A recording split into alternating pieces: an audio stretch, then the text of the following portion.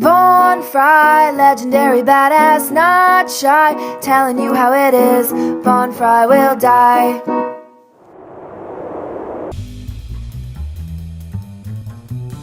Hey guys, I've been quite busy for the last several days working the Tallgrass Film Festival here in Wichita, Kansas. This is the 11th iteration of the Tallgrass Film Festival. Thought you guys might enjoy some kind of recap, would you? Okay, so let's begin. Most part, I was behind the scenes, working projection over in one of the venues. It's called the Garvey Center. It's not a dedicated theater, but it has rooms where people give conferences and such, and they have screens, stuff brought in from around the city. We had living sound pitching in with the sound equipment. We had a lot of the movies on Blu-ray. There were some on 35mm. I didn't actually get a chance to see those, but you know, we're playing them on Blu-ray. I get there at like 8 in the morning, Thursday, Friday, Saturday, Sunday. I mean, it's kind of tough to get there and be running around making sure you got all the right movies, projecting, and in some cases introducing the movies. They actually wanted me introducing some of the movies. Yeah, I don't believe it either. You know, I'm over there, I'm trying to get the Blu-rays to work right, and you know, there was a common complaint among the filmmakers, the people in the print trafficking. They're like, yeah, the Blu-rays are kind of sketchy. Sometimes we had the audio going and the picture would drop out and it would say input, and I'm like, awesome. So maybe the finer the laser, the more room for error. I don't really know. I don't have a Blu-ray player. I just stream on Netflix. That's what I've been doing with movies lately. You know, that goes okay. When my shift's over and somebody comes in to relieve me of my duties, I hop over to the VIP lounge. Really cool. I've been sharing pictures all week from Instagram, Twitter. You guys probably got sick of it by now, but deal with it. This guy DJ Carbon was dropping some sick Fleetwood Mac remixes in the VIP lounge. I said, hey, you gotta give me the MP3 of that. He's like, I'll check the playlist, get back to you. So I hadn't heard anything like that before. So I'm excited to get that put in my library. You know, I was chilling, hanging out with filmmakers. I'm going to be reviewing some of my favorite and least favorite, most hyped up movies of the festival this week. So that's going to be the theme for this week on the vlog. And you know, more on that in a bit. And I may or may not spoil out those reviews for you guys. I haven't really decided. You know, I'm sitting in the VIP lounge drinking, in this case it was Rockstar Energy drinks by the fistful. I'm introducing the movie, first day I think it was, I had to introduce Lost on Purpose. No wait, I introduced The Hunt and Lost on Purpose. I don't remember which was when. For the case with Lost on Purpose, I had the co-directors, co-writers, two brothers, Ian and Esham Nails. They were cool guys. They were from California. This was somewhat autobiographical pick about farmers, and they work on a dairy farm. Strapping young men. I'm sure it was, you know, a big hit with the women programming the festival. I can see how it got in for oh, well, we got the hunky farmer boys over here. And they had some cool people. You know, I'm leading the Q&A. This is my first time doing the Q&A at the big theater, the Orpheum. Bill Burr's going to be there in like a couple weeks. And yeah, I'm kicking ass on the Q&A. I'm like, why don't you tell me how the hell you got Octavia Spencer, Oscar winner, in your movie? You know, pass the mic off to him. That's the kind of stuff you get when you get Von Fry to do the Q&A. Introductions, I could care less about. I'm reading off a sheet of paper, a list of like 50 sponsors. Now, we used to have the trailer, and we've had a trailer for a while that boots up on Blu-ray before the movies. And it's got like this plane flying by and it's doing all this crazy stuff, and there's like a tank shooting at it, and then it's about to crash and it comes into Wichita and it like makes this miraculous recovery. And it looked cool, but I didn't understand what was happening as far as the plot of the trailer. Like, where did the tank come from? Is the tank flying? Is that a Soviet tank? Was there some kind of communist iconography here? I didn't really understand it. And then after that, we'd have, oh, here's how you text and vote for your favorite movies of the festival. And here's a list of sponsors. We used to have that stuff. You know, we dropped the text voting thing, so now it's all in person. I guess there's less room for error, less way to cheat. But now it's like okay, I guess we do need introductions. It used to be the introductions were redundant. Now I guess we need them more because we need someone to list off all the sponsors. And I don't like doing that. I try to open with a joke. And I say stuff like, hey, I'm Von Fry, failed comedian. I live in my parents' basement. People love that. They're like, oh, hey, who's this good-looking douchebag over here? Oh, he hates himself too? I can get behind that. I can agree. I had that Q&A. I had the Hunt introduction. There was no Q&A for that. Days later, I'm hanging out with the director and star of Worm. His name's Andrew Bowser.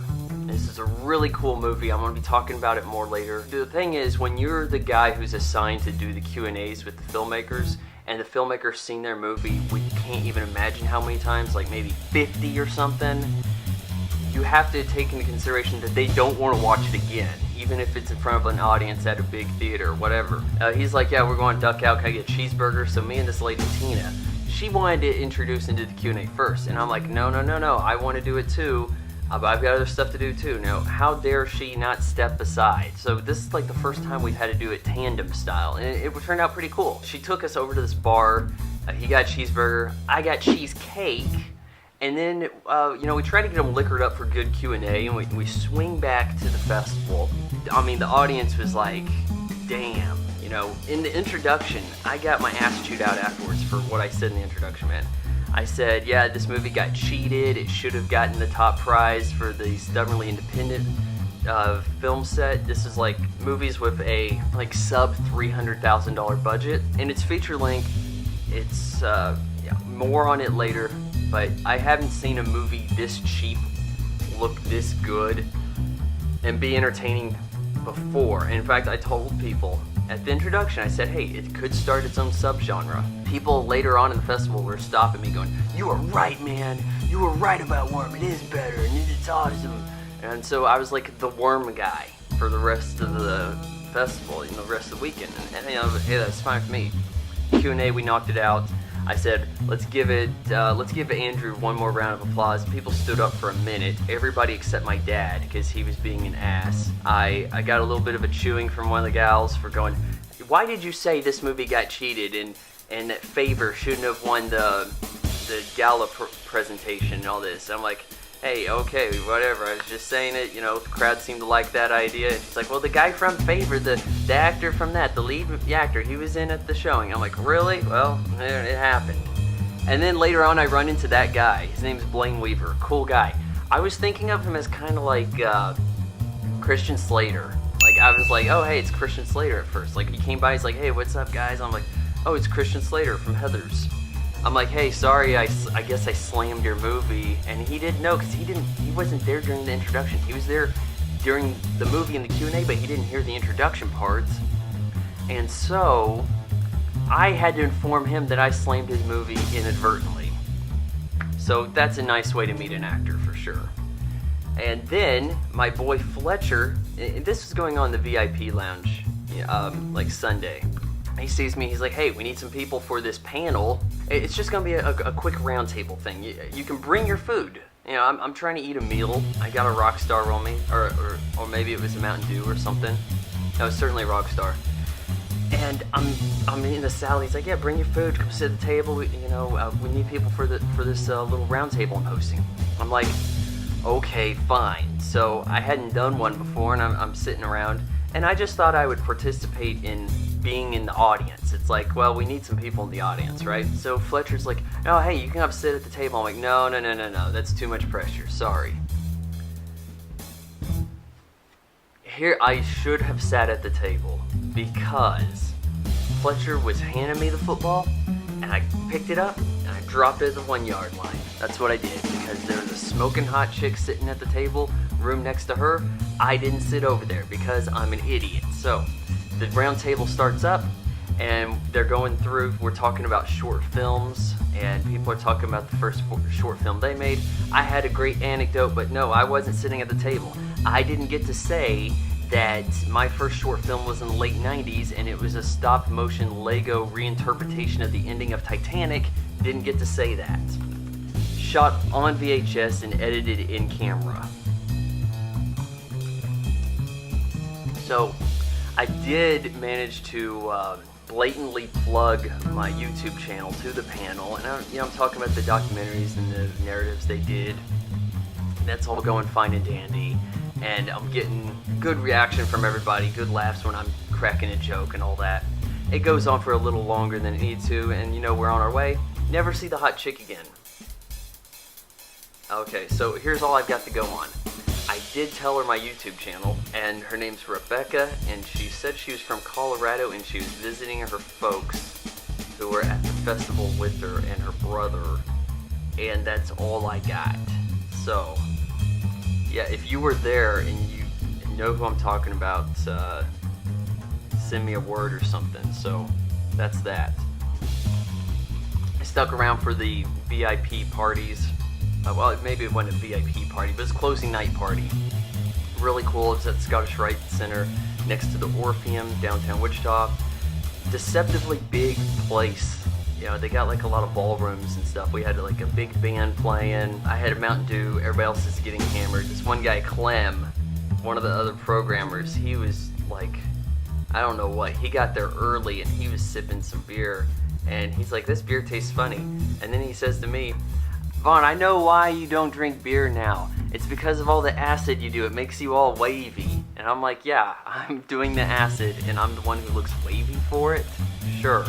So we had a fun time messing with him. And a lot of the filmmakers, they told me they were cutting out Sunday, that they weren't going to be sticking around for the closing night, and they were there. They're like, I don't know, did they rearrange their flights? Did they say, no, man, I want to stick around? So, man, I talked to a lot of cool people. I talked to this producer of this movie, Blackfish. It's about killer whales and how they're treated at SeaWorld.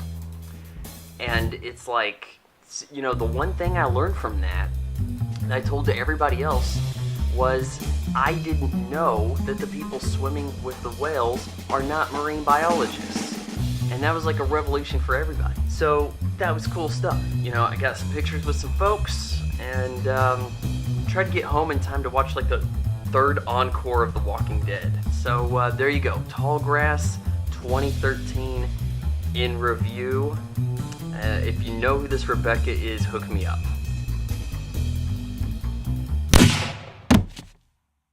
Do do do do do do do do do do.